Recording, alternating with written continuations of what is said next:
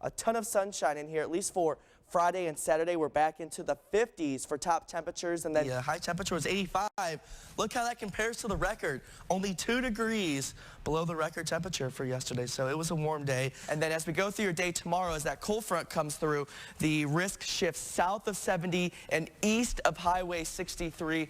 Main risk would be some large hail and some damaging winds. And notice I've shifted the snow down a little bit from where we were last night. Most of us will see 3 to 6 inches. I put this purple or dark blue shading.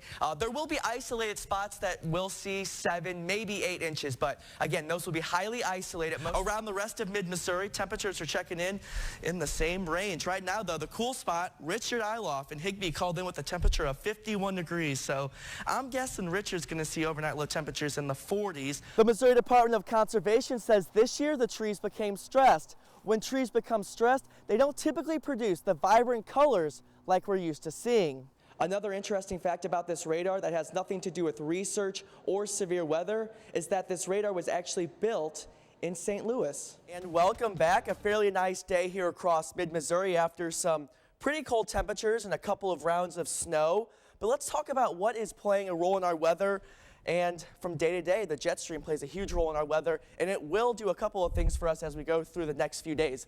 What you're seeing now is what we call meridional flow. So the jet stream is really wavy, and that what allows these little rounds of low pressure to scoot through the area. So we'll see one as we get into Monday. And then here's the cool thing. It's actually going to flatten out and go zonal, and as that happens late next week, you'll notice we don't see a whole lot going on. Our weather becomes very calm.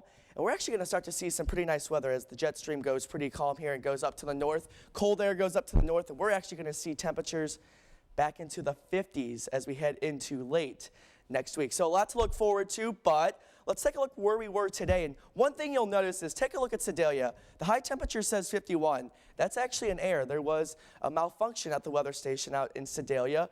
But here's the good news. If you take a look at the current temperatures, Sedalia is back on par with the rest of us. So the Weather Service tells me it has been fixed. But I got a lot of questions on Twitter today. Hey, why was it so warm there? It actually wasn't. There was just an error. All right, so the temperatures across the area, it's cold but not too bad. We're at 25 in Columbia, 23 up in Higbee, 27 here in the state capital. The view from space, the clouds are starting to roll out. That is the good news, and that will be the trend as we go through the day today and overnight. That was a trend, and as we go through the overnight, we'll continue to see that. Here's the bigger view now, and what you're going to notice is lots of open skies, and we can thank a nice dome of high pressure off to the south. That's going to keep the clouds away, and we'll be on that southerly flow. So we're going to see warmer air move in here as we go into the day tomorrow, and I think you're going to like the forecast. However, it will be short-lived because we have this disturbed area of weather, and it will eventually move out of the Rockies into the Midwest, and it will bring us a chance for a little bit of light rain as we get into your day on Monday. Here's your hour-by-hour forecast. A few clouds in here as you wake up tomorrow, but we'll have those southwesterly winds. We'll have some pretty nice weather, and all in all, lots of sunshine and temperatures back to the middle 40s here across the area. And then as we get into Sunday night, clouds will quickly increase, and we'll see a little bit of light rain develop here late morning into the early afternoon. Quick little hit of rain. It's not going to last long, and I think for the most part, this system is warm enough that we probably won't see any snowflakes either. And then after that, after Monday, we have some great weather on the way. Take a look at your forecast. Tonight we'll recap that. 24 for an overnight low, partly cloudy, still on the cold side, but this is what everybody wants to see. Check out the forecast tomorrow. Almost 40 degrees by lunchtime, 46 for a top temperature. But I think some of us near the Lake of the Ozarks could get close to 50 degrees here tomorrow. Here's your extended forecast, and the only road bump we'll see here is on Monday, and you'll see a little bit of rain in here in the afternoon. It's not going to be in here long. It's quickly out of here by the evening hours, and then we're colder on Tuesday as it drags in a little bit of cold air. But we slowly warm in here for Wednesday, Thursday, and into Friday. Lots of sunshine as that jet stream, like we talked about, kind of flattens out, and a lot of pleasant weather. Look at that, 50 degrees on Friday, 54 on Saturday.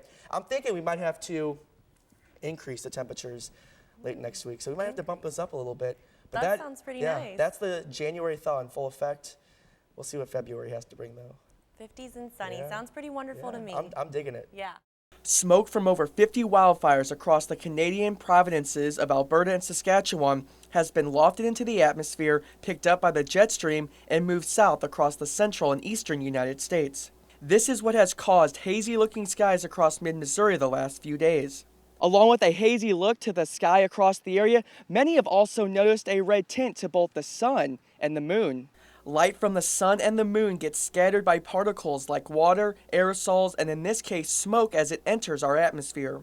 Blue and green colors are scattered by those particles, leaving only reds and orange hues able to travel through the atmosphere and make it to our eyes.